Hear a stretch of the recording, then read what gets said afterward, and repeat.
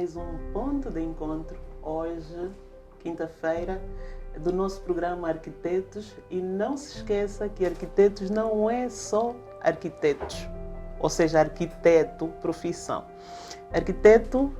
Arquitetos somos todos nós que de alguma forma contribuímos para a concessão de espaços organizados, desde o planeamento urbano até aos edifícios. Este é um programa em formato podcast que tem o objetivo de informá-lo, sobretudo, contribuir para o conhecimento geral das temáticas ligadas à arquitetura, construção civil, enfim, todo esse panorama que é diversificado. Dizer que vamos tendo aqui várias figuras, desde especialistas, técnicos. O objetivo é informá-lo com qualidade, conhecimento geral e conhecimento específico. Eu sou Jamila Kassoma. Não se esqueça de partilhar, dar o seu like, divulgar, pois vai estar a promover o conhecimento da nossa população. Eu tenho aqui hoje o meu convidado, alguém muito especial, e ele não sabe, mas é uma das influências para que esse programa de facto fosse uma realidade. Eu tomei um café uma vez com ele, com este nosso convidado, e no café tivemos ali uma conversa de 2 horas de vários temas interessantes. Eu pensei, uau! Temos que criar aí uma plataforma de comunicação onde haja espaço para debater, para conversar os nossos assuntos. E quem melhor do que nós mesmos para discutir os nossos assuntos, né? Pensar em soluções, enfim, uma diversidade de situações. E não queremos com isso dizer que pronto, somos os mais certos, mas é abrir aqui o debate. Quem eu trago hoje é o arquiteto Helder José. Seja bem-vindo. Muito obrigado. Ok. O arquiteto Helder José é licenciado em arquitetura pela Universidade Agostinho Neto, portanto é um dos dinossauros da arquitetura no nosso país. É uma grande honra tê-lo aqui. É doutorado em Tecnologia de Arquitetura pela Universidade de Roma. Foi docente de arquitetura. Participou em diversos programas, incluindo o programa de cooperação italiana com a República de Angola, em projetos de pesquisas integradas ligadas a estudos de modelos de creches comunitárias em Angola. Foi diretor do IPGU. Hoje vem desenvolvendo a consultoria, também tantos anos de trabalho. Tem que servir mesmo para isso. Foi consultor do Ministério do Ambiente, atualmente é consultor do Ministério da Administração do Território, portanto, e teve uma participação de grande importância na elaboração dos termos de referência para o plano diretor do Instituto de Planeamento e Gestão Urbana de Luanda. Portanto, peço desculpa, do Instituto não, digo, foi os termos de referência do Plano Diretor Geral Metropolitano de Luanda, assim é que é o correto. Portanto, mais do que essa minha apresentação, acho que o arquiteto Helder vai poder falar um bocadinho sobre ele mesmo. E a pergunta que eu faço a todos os nossos convidados, porque eu acho que nunca nos devemos esquecer do motivo que nos fez escolher ser um arquiteto, um construtor de espaço. Então, arquiteto, seja bem-vindo e muito obrigado. Olha, eu te agradeço, Jamila, porque primeiro não estava à espera de ter apanhado esses aparatos de luz tão direto, tão direcionado a mim. E segundo, também não estava à espera de que aquela nossa conversa no Café de Paris, acho que foi o Café de Paris, se aquela conversa tivesse sido tão impactante, né? Eu às vezes começo e falo, alguém tem que me mandar calar, porque senão depois vou falando. Bem, e falando a gente se entende. Sim, não é mesmo falando que a gente se entende, não tem outra maneira, porque andar a pancada não resolve. Bem, olha, eu não sei como é que eu vim cair na arquitetura. Na verdade, eu comecei sempre gostando de desenhar, e desenhava à toa.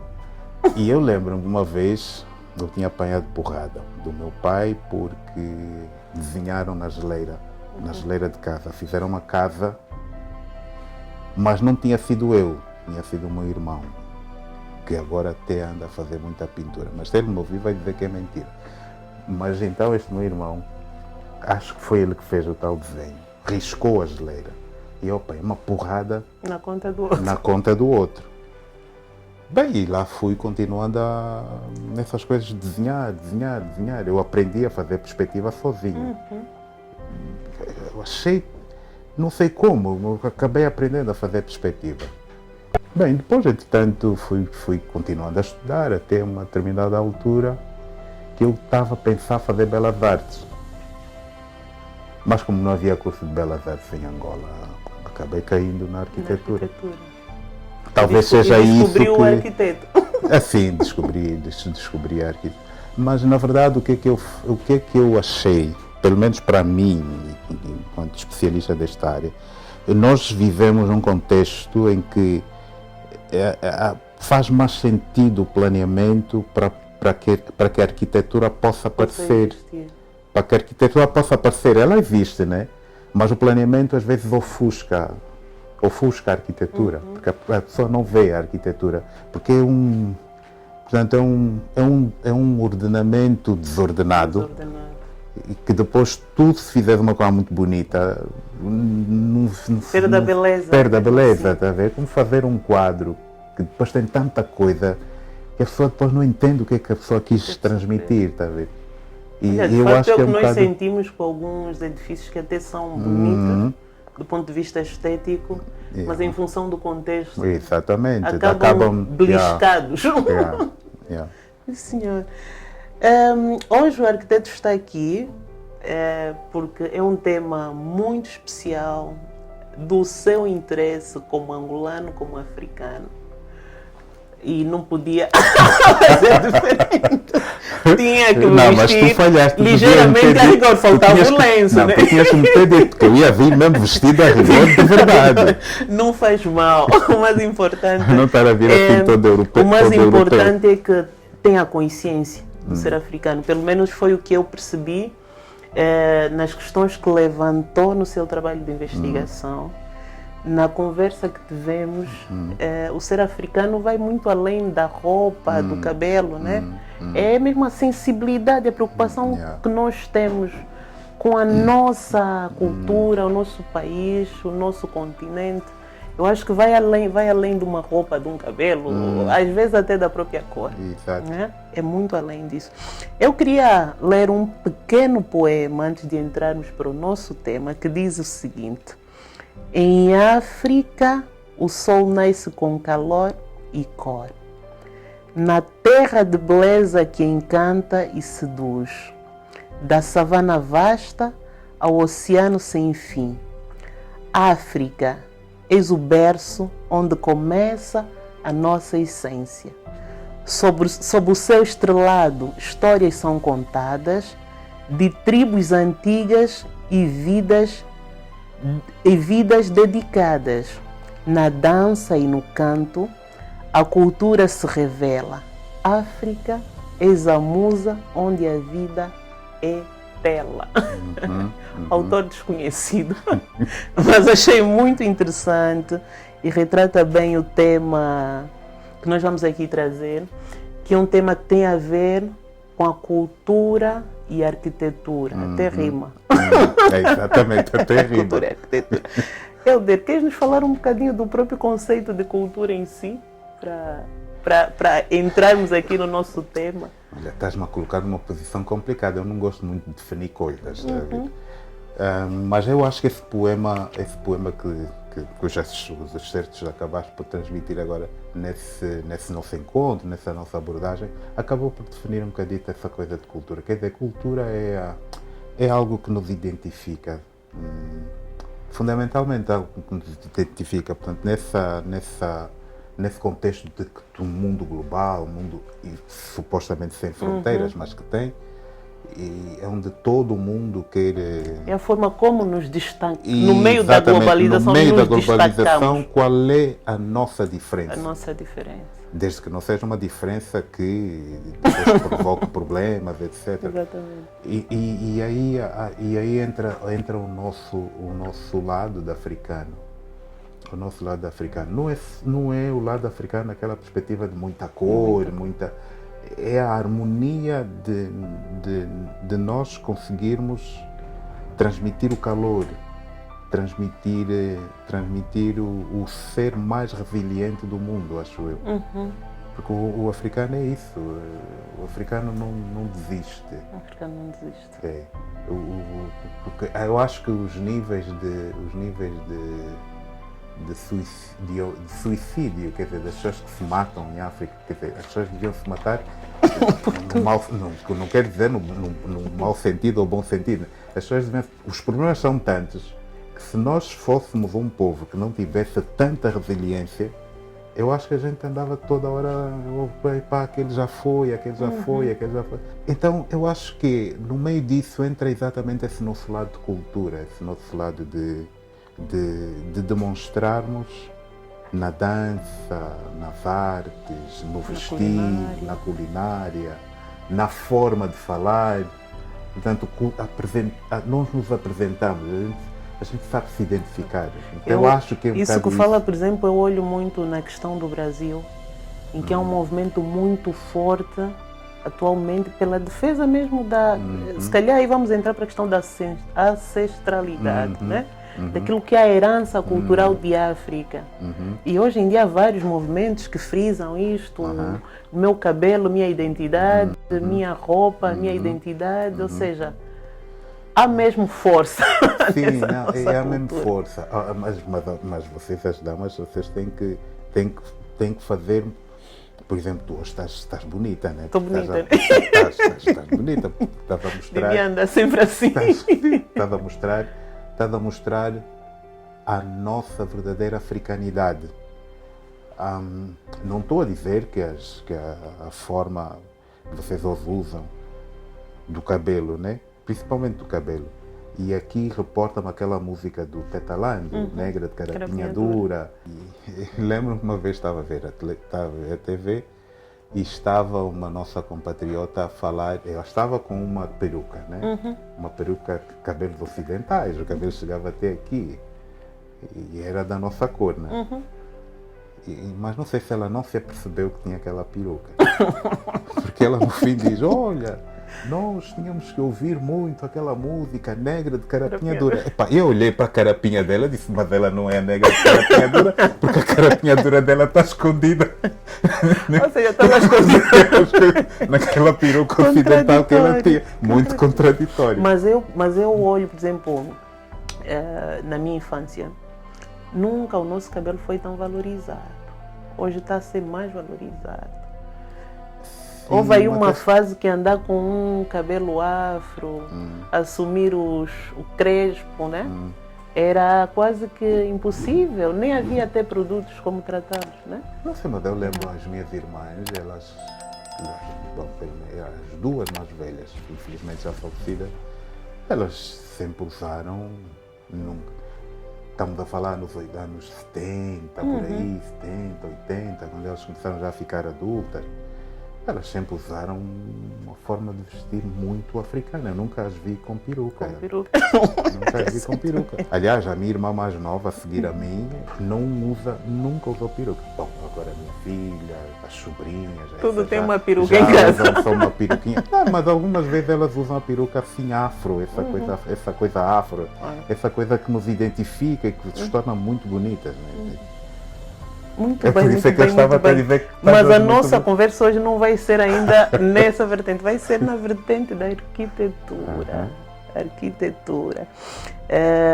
Nós temos esse debate, acho que hoje tem sido um bocadinho recorrente.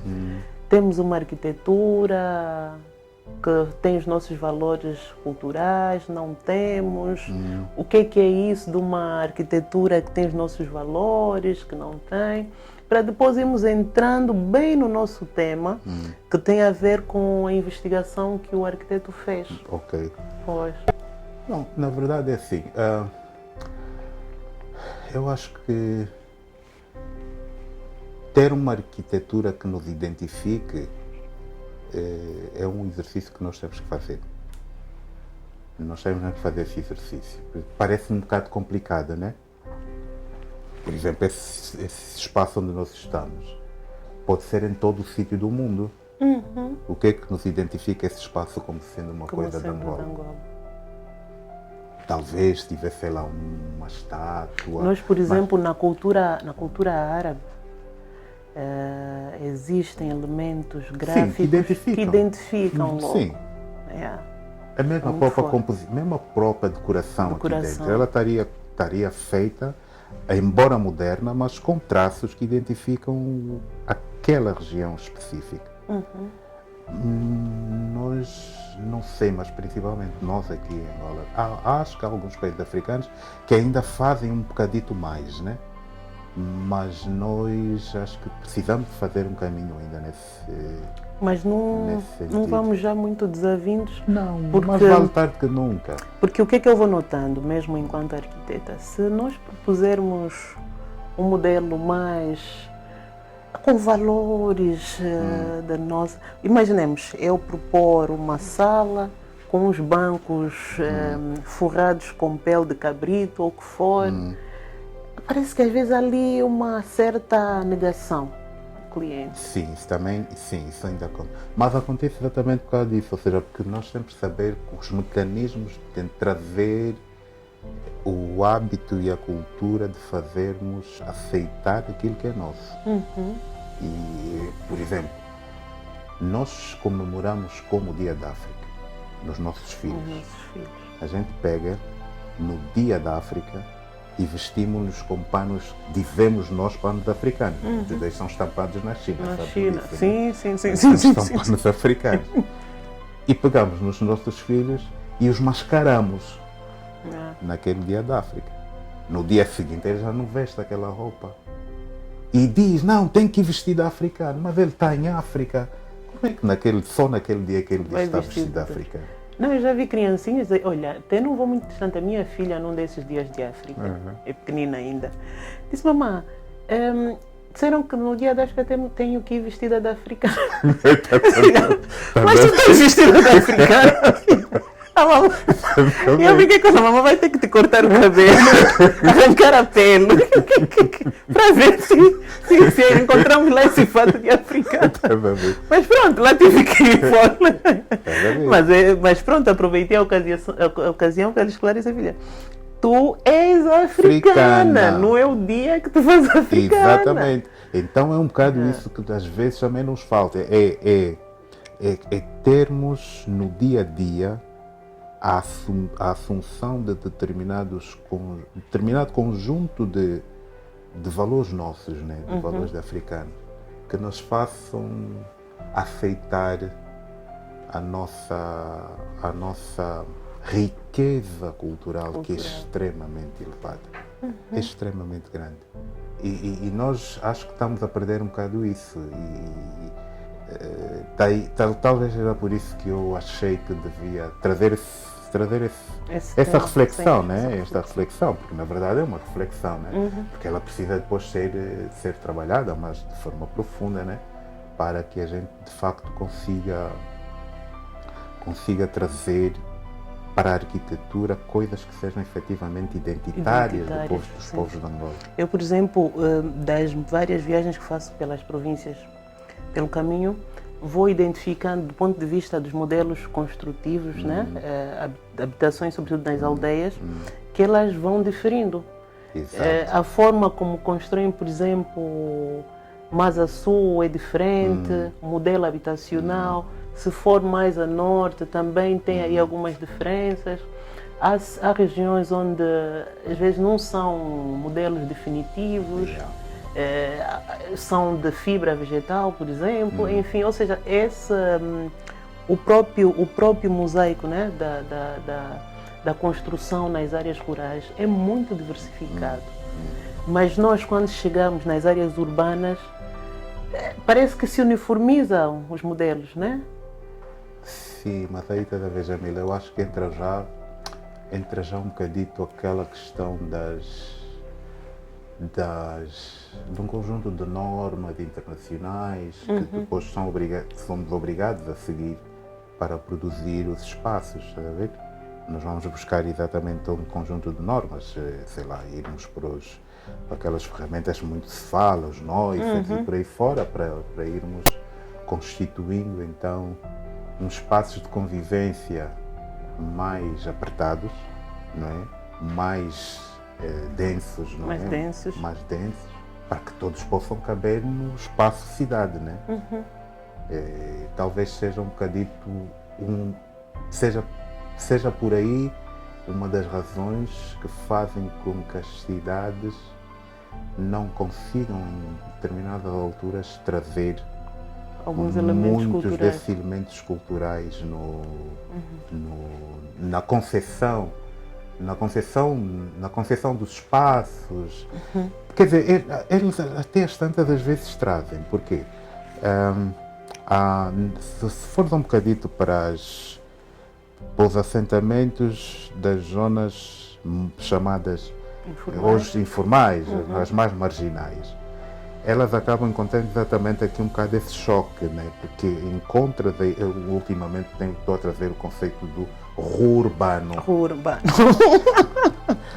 que é o rural entrando no urbano. E eu chamo mesmo urbano porque está a haver aqui um excessivo posicionamento do meio rural, mas me entenda, não estou a dizer isso de sentido negativo. Né?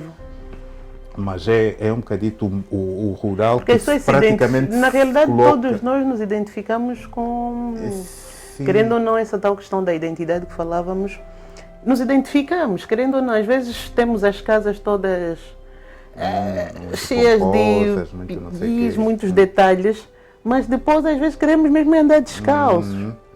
Nos sentimos bem em casas onde tem muita vegetação, por exemplo, né? Olha, por exemplo, há dias eu fui ao condomínio, um condomínio algures aí em Talatona.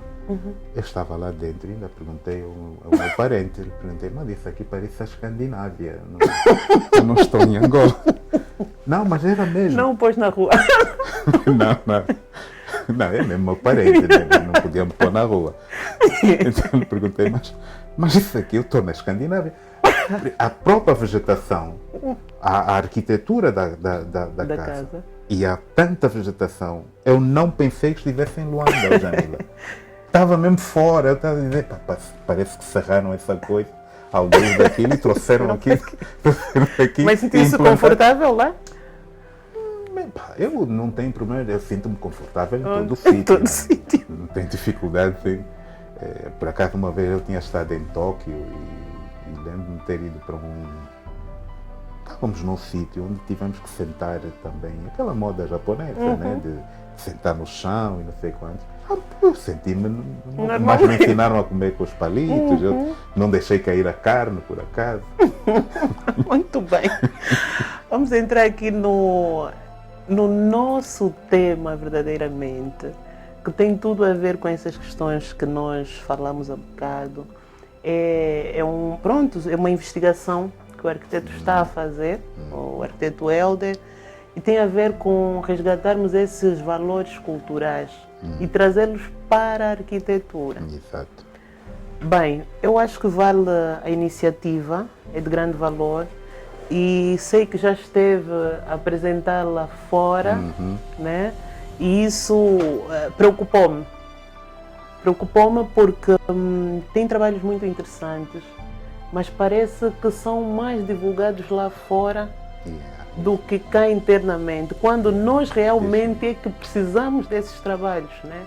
Eu senti isso, conheço o trabalho, quem fala o seu trabalho, de outros colegas que eu vou conhecendo que têm feito trabalhos muito interessantes, têm levado o nome da Angola, o nome da África, essa questão do valor da nossa cultura lá fora, mas cá dentro fica um vazio.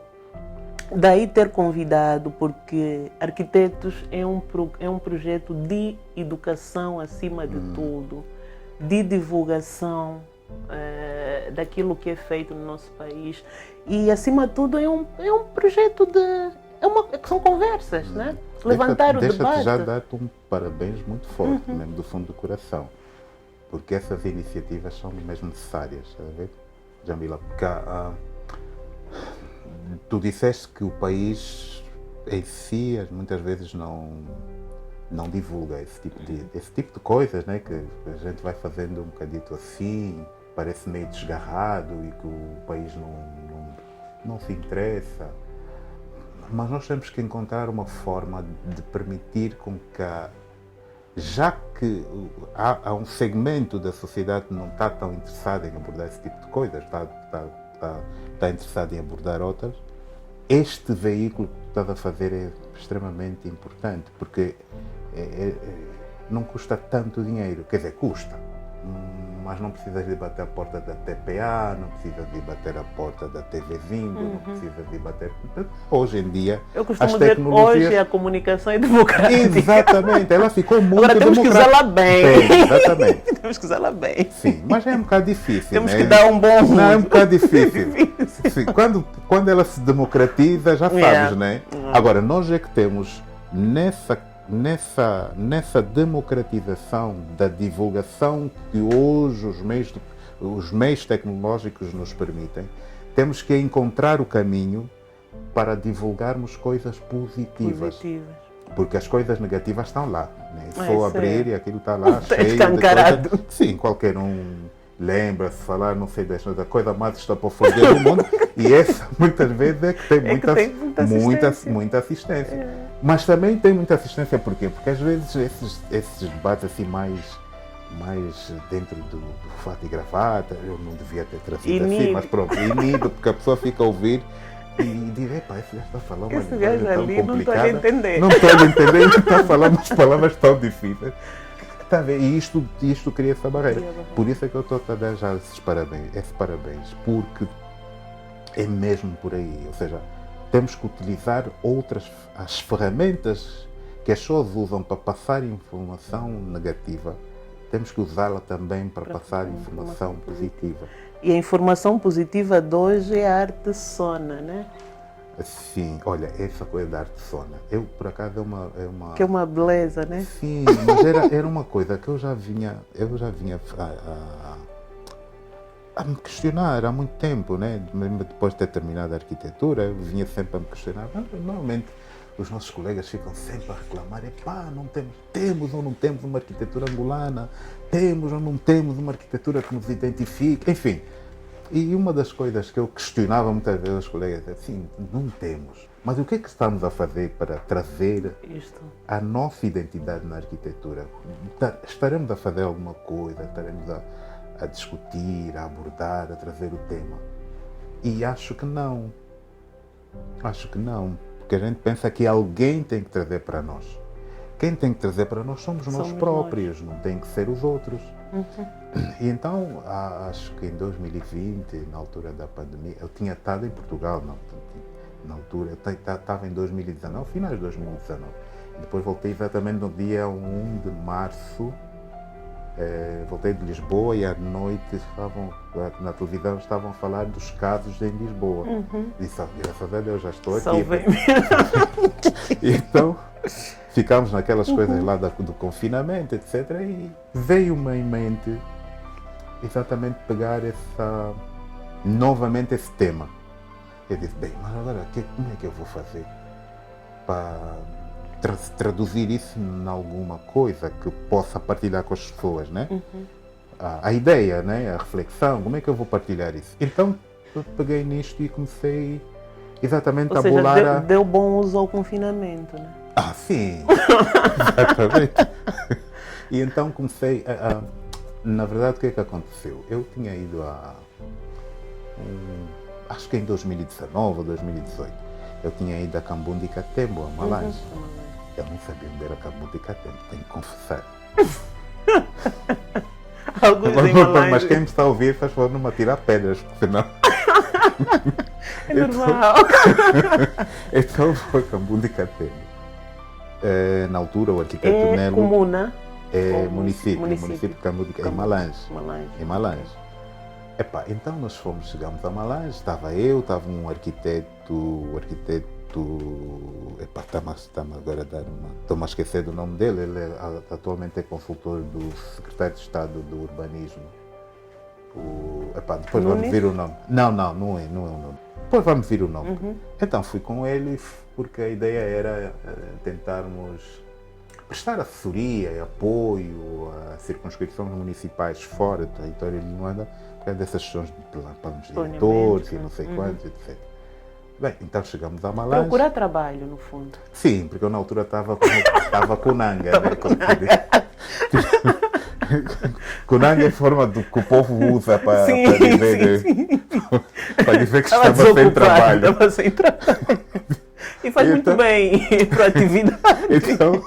Então eu fui de carro com o rapaz que por acaso trabalha comigo. E ele é assim meio tímido. Quer dizer, mas ele é tímido fingido, né? Comigo é uma coisa, mas na rua é outra. É outra. Então nós chegamos a Malange, pusemos as coisas no hotel e depois tínhamos que ir ao Cambundo e Catemo. Não sabíamos onde era, quantos quilómetros distavam da sede municipal. Começamos a caminhar, ele em vez de me avisar que faltava combustível no carro, não diz nada. Então fomos andando. Quando chegamos numa determinada altura, estávamos quase sem combustível. Estávamos no meio do nada. As redes já não chegavam ali naquele sítio. Eu disse, agora como é que a gente vai? Então encontramos um cidadão que estava à altura a passar e perguntei a ele onde é que era a bomba de combustível mais próxima. Sabes que em determinados sítios, quando te dizem, não, daqui a 10 minutos, daqui a já ali perto. A noção de distância é mesmo diferente. Então, quando disse daqui a pouco eu disse, olha, fiquem atentos, fiquem conscientes, daqui a 2 horas pode ser que a gente tenha sorte de apanhar a tal bomba de combustível. E lá encontramos a bomba de combustível muito tempo depois, e aquilo já estava quase a chegar no piloto. Chegámos lá, era daqueles tipo portátil, daqueles contentores e tal, e o miúdo estava a ter prova de matemática. O bombista, o bombeiro, como chama? Exatamente, estava a ter prova de matemática. Então nós fomos lá fazer confusão para ele sair. Ele ficou todo feliz e disse, puxa, essa prova de matemática estava tão dura que é melhor eu vir para vos pôr combustível no carro, só para espairecer um bocadinho. E lá às tantas chegamos a Cambundo e Catemo. Portanto, foi um bocado a história eu fui a Cambundo e Catemo, falei com a administradora do município, que era uma senhora muito inteligente. Nós temos um bocadito aquela ideia que os administradores municipais é tudo gente burra, que não entende nada dessas coisas, não entende das missões que estão a fazer, mas aquela senhora impressionou. Ela falava com um amor tal do povo dela, falava com um amor tal do resgate de aspectos de cultura, principalmente com essa que te vou dizer, que era eles tinham muito o hábito de fazer cestaria. E de repente a cestaria transformou-se em algo esquecido, porque trouxeram-lhes os plásticos. A população passou a usar plásticos. Ficou ociosa. Resultado, ela dizia assim, arquiteto, quem viesse a Malange e não passasse em Cambundo e Catemo para vir comprar a cestaria de Cambundo e Catemo, não veio a Malange. De repente, as nossas mais velhas, que ainda têm o conhecimento de como fazer a arte da cestaria, estão vivas, mas estão a morrer. Não estão a passar o testemunho para as gerações mais novas. Eu fiquei com aquela coisa. Eu lembro daquele tempo que havia, eu, por exemplo, em tempos andei à procura daquela esteira mais cruzada. É difícil encontrar, e antigamente havia aí aos pontapés. Exatamente. Está a ver qual é, né? Estou a ver qual é. É difícil encontrar. E então aquilo alertou-me para uma coisa, disse, puxa, será que dá para vir perceber o impacto dos plásticos nessa comunidade que retirou um hábito cultural tão sustentável como era usar a coisa mais natural, quer dizer. Mas depois vi que era muito complexo.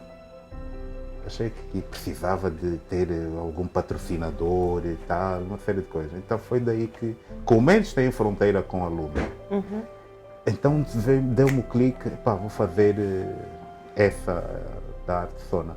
E o que eu encontrei mais engraçado, tu falaste bem há pouco, de não se falar de coisas nossas em Angola. Eu, quando comecei a ir para a internet e vi Sona, ouvi Sona em todo o mundo, menos em Angola. Eu, por acaso, também, quando recebi o seu documento aqui, quando partilhou a pesquisa, também fui investigar e realmente fala-se em muito lado, menos aqui. Menos aqui. E depois até passou-me pela cabeça um dia Eles no estão programa trazer alguém que faz essa essa... frente que estamos a coletar a imagem, nem sabem também o que é esse tal do Sona. O que é o Sona, então? Aí o Cristo não sabe o que é o Sona.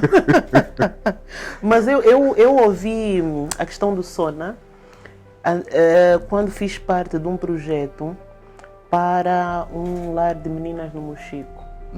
E a proposta que eu apresentei para o projeto era fazermos em BTC.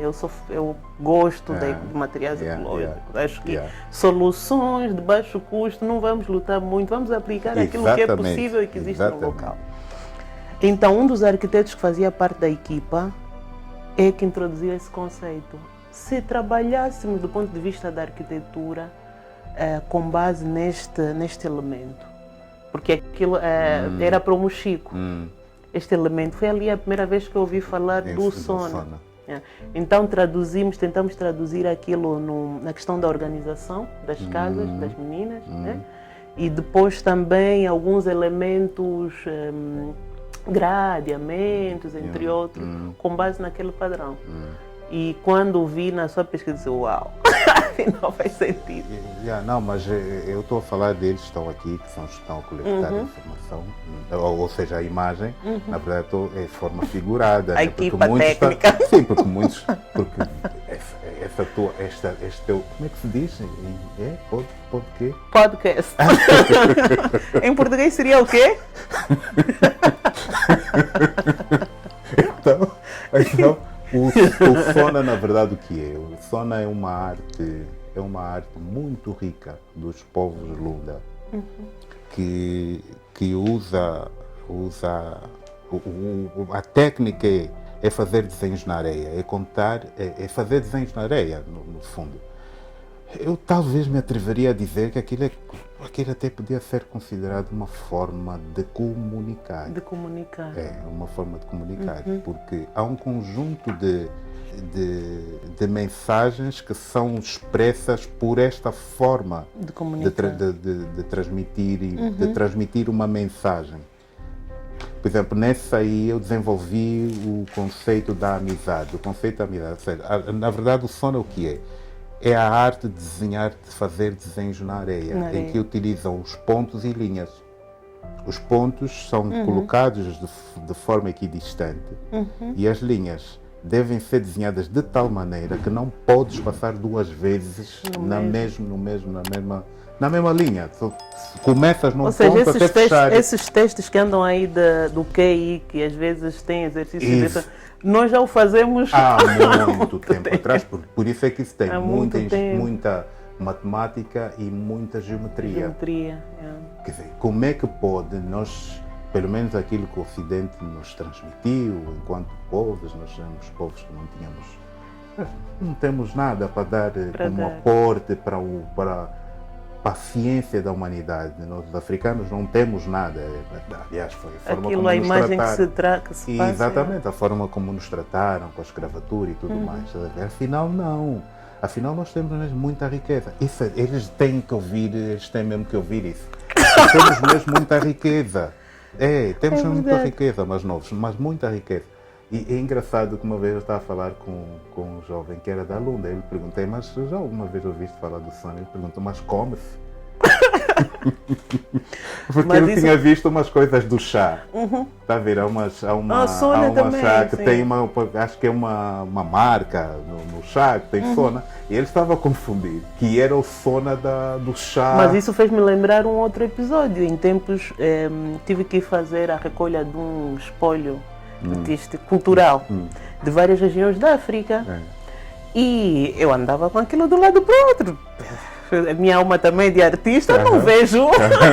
E alguns eram mesmo coisas assim dramáticas, de bonecos, de essas questões de feitiçaria, que faz parte coisa do da voodoo, por nossa exemplo. realidade africana. Então havia umas máscaras, um monte de objetos. E fui levar para o sítio onde iam ser expostos. E havia um jovem, viu a passar. Epa, espera lá, que é isso? Que é isso? Eu disse sinceramente. Isso é que são objetos da tua cultura, exatamente. Yeah. Da tua cultura. Yeah. Né? E o mais engraçado é que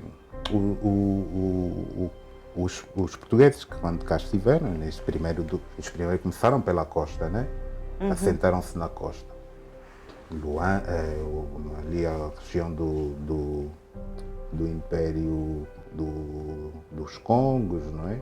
Do Reino do Congo, depois foram descendo cá para baixo, mas eles não fazem a penetração para o interior, de Angola. Portanto, continente em si. Parece que o mais engraçado é que nós vivemos, há momentos cíclicos da economia angolana que muitos deles são muito parecidos com lá atrás, muito lá atrás. Angola tinha uma monoeconomia voltada para a escravatura. Quando os ingleses começam a combater a escravatura, porque tanto tinham inventado a tecnologia do vapor e deu aquela coisa lá da Revolução Industrial e tudo mais, então eles queriam que todos os outros fossem comprar o deles. Então toca fazer combate para que se acabasse a escravatura. Não acabar na escravatura porque gostavam de nós, não. Na escravatura porque precisavam de mão de obra económica, precisavam que lhes fossem comprar as novas tecnologias que eles tinham colocado no mundo. E Angola teve um primeiro problema económico nessa altura. As autoridades que estavam aqui instaladas tiveram uma crise económica terrível mesmo, o país estava mal. Então nessa altura é que eles começam a decidir fazer a entrada para o resto do território. Acho que é aí por volta de 1800 e qualquer coisa que como é que ele se chamava? Acho que é o tipo a quem foi dado o nome depois a cidade de Sauri, a capital. Sauri, acho que era acho que deve estar aí no documento. Ele faz uma expedição para as Lundas, leva um conjunto de outros seus, né? Um deles era um botânico, porque ele fez um levantamento de muitas coisas, a botânica, a culinária, foi fazer a identificação do território. E ele a radiografia. Exato, e ele faz então a primeira aproximação ao Machiavo, ao imperador do reino, portanto, de todo aquele território Lunda. E uma coisa que lhe chamou a atenção também na altura era o tecido. Ele encontrou um tiar naquela região que era parecido com o tiar que ele tinha visto no Egito. No Egito, ok. E ele pergunta, mas como é que esse povo daqui, nesta região geográfica da África, tem uma coisa dessas que é lá do norte? Bom, mas era óbvio, porque era se perceber que as conexões sempre existiram. E então é a partir daí que ele entra e consegue também se aperceber também já percebe-se dessa forma de cultura, dessa forma de cultura, da comunicação por via do sona. Na verdade, o sona, Lussona, quando estamos a falar no plural, ele é ensinado aos machos quando eles vão para os ritos de iniciação. também são ensinados a arte de desenhar na areia. Também são ensinados a arte de desenhar na areia. Então eu achei interessante pegar naquele conceito e trazê-lo para a arquitetura. Trazê-lo para a arquitetura, por um lado, e também para trazer para objetos que compõem a arquitetura. Não, objetos que compõem a arquitetura, como a porta, gradeamento. Sim. No fundo já eu vi na pesquisa também até o ordenamento, planeamento urbano. Sim, mas no ordenamento ficou mais difícil eu transpor aquele, porque ele é muito geométrico, tem muita geometria, sim. quer dizer, ficava um bocado difícil, porque o território não é plano. Não é plano, exatamente. Tens a morfologia do território é variada, tu encontras zonas planas, enfim, a morfologia do território não se compadeceria. Mas o que é que eu fui buscar? O Machiavelli, portanto, o Império, ele posicionava-se numa forma territorial, e aí está, nós dizemos que que os nossos povos não tinham muito conhecimento. O Império estava situado, o planeamento da estrutura do assentamento era no formato de uma tartaruga. Era a aldeia em si tinha o formato de uma tartaruga. Veja, não foram os portugueses que lhes foram ensinar o formato. Os portugueses é que descobrem. Porque a ideia por trás do formato da tartaruga? A tartaruga é um animal que, segundo eles, autoprotege-se, é forte e quando caminha de forma segura. E o Machiavelli, e depois as patas da tartaruga são meio arqueadas, né? E o Machiavelli também caminhava devagar e com os pés arqueados. A própria concepção da aldeia também tinha uma dimensão simbólica. Tinha essa simbologia. Exatamente. Mas isso na nossa cultura é muito comum, até nos nomes das pessoas, né? Antigamente havia isso. Eu, por exemplo, sou do Bié e estou-me a lembrar do Jamba, Ngueve, entre outros. Que são nomes, significado. Sim, uma dimensão simbólica ligada aos animais. Tem um significado. Ossi. Então, exatamente. Então este caso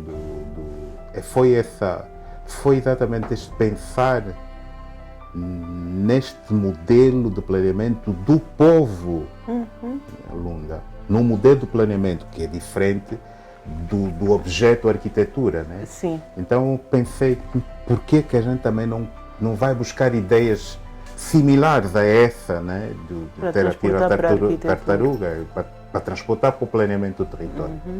Portanto, no fundo é uma coisa muito complicada, é uma coisa complicada não, muito complexa, ou seja, na verdade essa reflexão é uma reflexão complexa o trazer para a arquitetura, não sei se viste no trabalho, eu faço, para não pensarem que eu sou doido, não é? Então... Tem esse cuidado. Não pensarem que enlouqueceu. Então eu vou buscar uma experiência de um projeto feito por uma empresa inglesa que tem muita Será que dá para muita intervenção no Dubai. Depois, né? Muita intervenção no Dubai. E então eles tinham feito um projeto para a Índia. E neste projeto que eles fazem, eles receberam a incumbência de fazer algo que identificasse os povos da Índia. Então eles ficaram naquilo, a cabeça, e agora o que é que a gente vai fazer? Então eles foram exatamente buscar coisas muito simples. Uma era a forma de cumprimentar o Adamastê, que é juntar as mãos assim.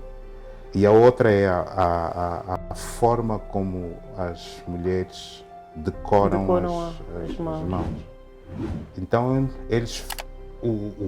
o objeto da arquitetura do hotel que eles produziram tem o formato como se fossem duas conchas, mas no fundo são duas mãos fechadas e depois toda a fachada é feita usando exatamente o conceito da decoração dos... Está-me a lembrar também o Museu do Futuro, né? Do Dubai. Sim. Também tem toda aquela iconografia árabe, a forma. Ou seja, uma forma de marcar a nossa identidade. Tu olhas para aquele edifício. Pela arquitetura. Exatamente. Também. Tu olhas pela para aquele construção edifício. civil. Tu olhas para aquele edifício. Se o tirares dali e colocares noutra parte do mundo, alguém do Dubai que passa sabe que aquilo aquilo é deles. É isso que nós precisamos de fazer.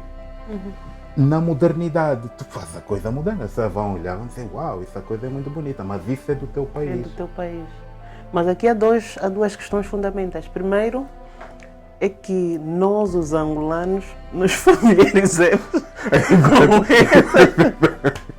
com esses símbolos. O trabalho é duro. Como é que o angolano, como é que nós passamos ou educamos a sociedade, a população, para esses elementos gráficos, né? De facto, tem um bocado, não sei, talvez nas trabalho... escolas, ensinar. Por exemplo, eu acho que seria interessante ver numa creche, o que for, os alunos aprenderem essa arte, né? Sim, mas na creche, o que é que põe lá? Pato Donald, a Mickey Mouse, não sei o que, ficam decorados nas paredes. Imagina se colocarem um som na Olha, creche, no fundo fica aqui uma ideia para os nossos espectadores, né? Quem tem uma creche, quer deixar a sua creche mais diferente, mais contextualizada para a nossa cultura, fazer uma investigação de elementos gráficos. Eu estou-me a lembrar de uma senhora que tinha uma investigação riquíssima, Cavisita Lemos. A Cavisita... Epa, eu já passei horas... A Cavisita tem muitos... Tem há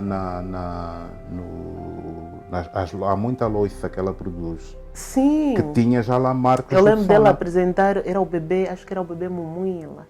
Ela tinha feito uma criação, né, decorativa. Era um mobiliário, penso, para o quarto de criança, com base no bebê Mumuí. Mas uma coisa linda, não, ela riquíssima. Tem muito trabalho. Quer dizer, olha, para quem tem creche, existem elementos da nossa cultura que podem ser transportados para a nossa realidade, educar as nossas criancinhas. Começar já com elas muito pequeninas a aprenderem aspectos que estão ligados à sua identidade cultural. Não uma identidade cultural alheia, que depois... ele nem se sente de cá, nem de lá. De onde é que é, tá vendo? E fica perdido. Eu acho até que ele pode optar em ser de lá, mas conhece o de cá. Exatamente. E ele sozinho identifica, não, pronto, eu sei que aqui é assim, mas eu hoje escolho ser assim. Ou seja, uma escolha consciente. Né? E até sabe do que eu fiz na altura? Quando fiz terminei essa investigação, não sei o quê. Eu desafiei, acho que foi um jovem amigo e meu irmão. Disse, olha, vamos agora fazer uma semana pensar na ancestralidade com traços de arquitetura. Então fizemos durante uma semana um evento aqui na Marginal. Um evento na Marginal. Qual era a regra? Ninguém podia ir vestido assim. Todo mundo tinha que ir vestido a nós. Mas todos. Aquilo foi muito... E a Cavisita tinha convidado a Cavisita foi. E aconteceu um fenômeno muito engraçado, Jamila. No primeiro dia nós convidamos também o rei de Quibocolo, o rei da região ali da zona de Quibocolo, no Uís. E ele veio com o seu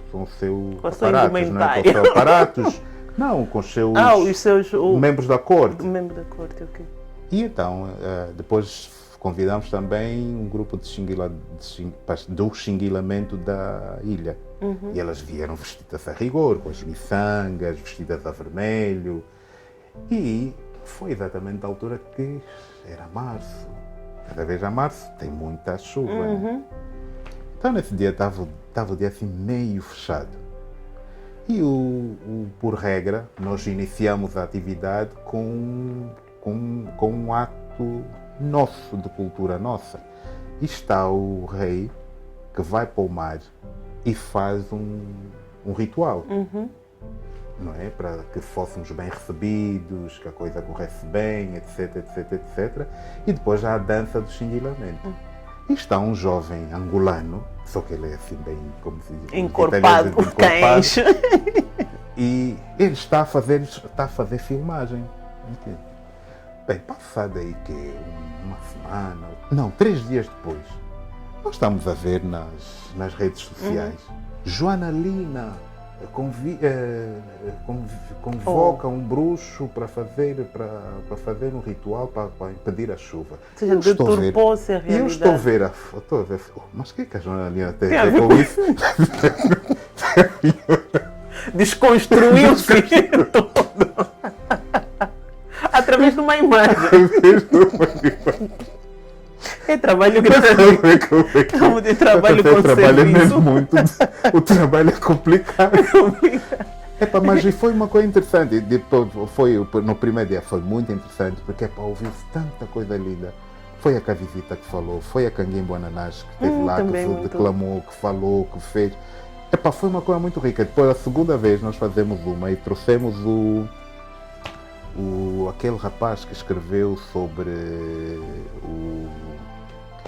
o rei dali da região, o rei Mandume Andemufai. Na segunda vez ele também vem, e ele vem também vestido a rigor. Com os seus membros da corte. Não, ele nesse dia, porque ele não faz parte da corte. Não faz. Ele não faz parte mas ele foi vestido, foi mesmo vestido, àquela região do sul, ali do Cunene. Mas foi muito interessante. Há dias eu estava aí há pronto, isso faz-me pensar no seguinte, né? Acho que é aqui também uma responsabilidade da administração pública em promover esses valores. Eu estou a olhar, por exemplo, na questão do Ministério da Educação, nessa questão dos símbolos, criarem manuais, cartilhas para as escolas, propiciarem ali algumas ações. Eu acho também. Mas é preciso fazermos todos. Todos, claro. Por isso é que estamos aqui. Se nós começarmos a fazer, se nós começarmos a fazer todos, vamos nos aperceber que nós estamos a tirar a responsabilidade. E quando tu atiras a responsabilidade a alguém, aos outros, quem são os outros, né? Tu ficas isento, porque dizes, quando acontecer mal, a culpa é dele. Não, quando digo isso, na realidade eu olho nessa perspectiva mesmo, de cada um a seu nível, fazer alguma coisa. Por isso estamos aqui, por exemplo, hoje a falar deste tema. Do ponto de vista da educação, o Ministério da Educação, por exemplo, pode ter ações também ligadas ao ensino, voltado para essa questão de passar a cultura. Fazer os currículos. As igrejas, por exemplo, também terem o seu papel ali de divulgarem aquilo que é a cultura, né? Aquilo que são alguns elementos interessantes da nossa cultura. No fundo, um trabalho coletivo, né? Não, mas aí tens mesmo toda a razão, porque, por exemplo, como é possível que crianças no Brasil estejam a aprender quimbundo, umbundo, as nossas aqui estão. Estás a ver? Aí, claro que aí não tem nada, já não é nossa, já não somos nós. Não é a Jamila que vai lá implementar, é a própria política de educação, o modelo de educação. Exatamente, ou seja, mas nós temos que trazer essa discussão, temos que trazer embora tímidos, mas temos que trazer esses debates para que as pessoas percebam que há muito trabalho a fazer, ou seja, nós precisamos efetivamente de trazer a identidade do angolano como um tema do dia a dia. Não pode ser um tema para um grupo, assim, depois dizer, essa Jamila está muito armada. Está a fazer bruxaria. Está a fazer bruxaria. Um dia me vem toda vestida, para ficar maluca. Mas aqui o interessante para nós no arquiteto é mesmo como é que, dessa pesquisa que fez, por exemplo, como é que podemos aplicar esses elementos no espaço público, por exemplo, em parques, na habitação, nos conceitos? Muitos sítios. Por exemplo, mesmo aqui nessa decoração. Papel de parede. Sim, podia ter papel de parede, podia ter, sei lá, um baixo relevo com coisa, por exemplo, aquela imagem que tens ali em vidro, podia ser um sauna, por exemplo. Tem tanto sítio onde nós podemos. Esta porta que está aqui podia ter alguma coisa que identificasse ou sauna ou ou outro tipo de representação nossa do ponto de vista de cultura, que pode ser efetivamente o tapete, pode ter alguma coisa nossa. Ou seja, nós temos que conseguir beber com os olhos aquilo que é nosso. Que é nosso. Então aqui o nosso alerta vai para arquitetos, engenheiros, os atores do território, ou aqueles que concebem espaço, em buscar alguns elementos da nossa cultura, né, de referência. E depois a sociedade, de um modo geral, educarmos os nossos pequeninos, os nossos filhos, o nosso irmão. Estar com a nossa carapinha dura não é mau. Exatamente. A nossa identidade. Não, aquela música de Catalã, aquela música é mesmo. Passearmos com as nossas tranças, essa é a nossa forma de estar. Porque, como disse acho que aquela moçambicana, uma moçambicana muito, que tem tido muita foi ela prêmio fala Nobel, muito, acho que foi prêmio Nobel recentemente. Ou estou com o problema dos nomes. Né? E ela diz assim, há uma coisa que eu captei dela, que ela diz assim, mas nós queremos copiar a europeia porque vocês já viram a quantidade de modelos penteados que o nosso cabelo consegue fazer? Tem. Mas eu aí, por exemplo, achei interessante, gostei muito do filme Wakanda, o primeiro. Okay. Chamou-me a atenção a caracterização das cidades que eles fizeram e a diversidade que eles mostraram aí de cores, roupas, tribos, mas lá está, é um filme lá de fora. Estás a ver já como é que é. Lá está. Achei muito interessante, de muito valor. Eu acho que nós podemos seguir esses bons exemplos, né? Buscar isso, não sei, talvez a nível dos termos de referência de alguns projetos também. Sim. Começar lá a enfatizar esse aspecto.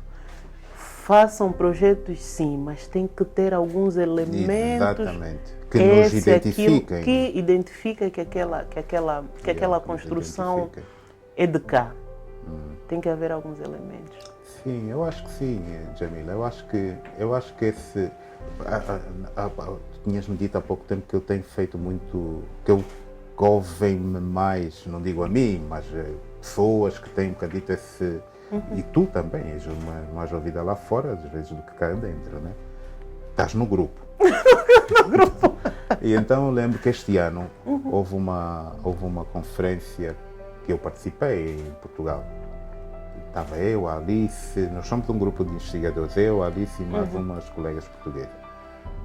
E a Alice é que me pressionou a levar esse tema. Eu não quis levar esse tema a esse congresso. Foi um congresso ligado à arquitetura, muito voltado à arquitetura do movimento moderno e o movimento, a arquitetura do novo mundo. Portanto, aquele modelo de arquitetura do querer? Não. Do modelo, aquele modelo fascista português. Do Estado Novo? Do Estado Novo. Na arquitetura do Estado Novo. E eu faço a apresentação de um tema que foi disruptivo, que foi esse. Ok. Foi disruptivo, ou seja, porque ela aborda a arquitetura sim, aborda a arquitetura na perspectiva da modernidade, mas na ancestralidade. Na ancestralidade. E você foi lá, nossa ancestralidade é isto. Exatamente. É isto. Por isso é que foi muito bem acolhida. É que eu fiquei impressionado. Nós estamos a chegar ao fim, mas há algo que eu gostaria de perguntar-lhe. Se porventura algum colega estiver interessado, e eu digo isso por causa do apelo onde eu encontrei esse seu trabalho, num grupo de arquitetos. Se houver alguém interessado, algum arquiteto, alguma arquiteta, neste tipo de assuntos, não são malucos não, é uma linha de investigação, pode encontrá-lo, né? Pode ir ao seu encontro, pode fazer parte, ter aí aqui alguém que pode orientá-lo por onde começar, como fazer, ou integrar mesmo o grupo de pesquisa. Acho que o interessante Sim, é deixar aqui essa mensagem, né? Sim, estás a dizer bem. Quando eu fiz os primeiros esboços, eu partilhei com o Wilfredo, que está aí também. Sim, sim, fez referência a ele. Pois, Sim. eu partilhei com o Wilfredo e o Wilfredo começou-me a questionar.